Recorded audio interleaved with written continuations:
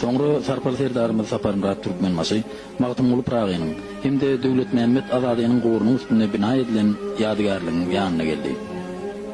Allah'ın adı bilen Türkmenistan'ın hormatly prezidenti Sapar Murat Niyazow İran İslam Cumhuriyeti'ne hoş geldiniz. Bismillahirrahmanirrahim. Hoş amedi be İran khake pak şahidan dastane کوچک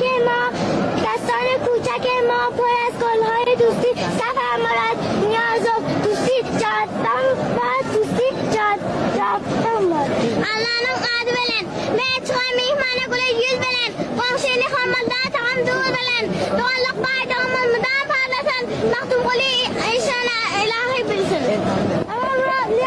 Hoş geldin İran. Gol ve xandı başın Sapar Murat Niyazow hoş amedi be İran hoş amedi.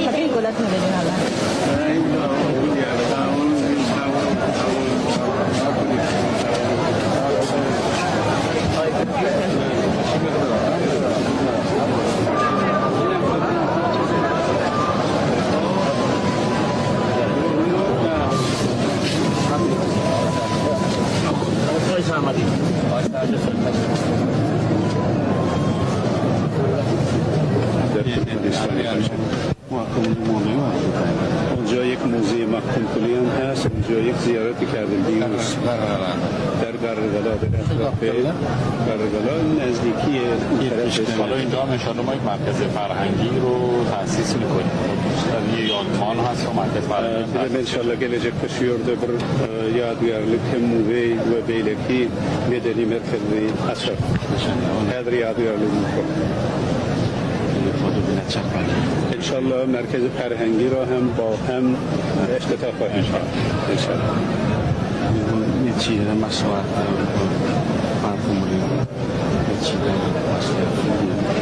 ما در اشخابات می‌خواهیم یک مسجد به نام مگتومگولی یک مسجد عظیمی را بسازیم انشالله اون را هم به زودی شروع می‌کنیم. جوانی از با توجه به اینکه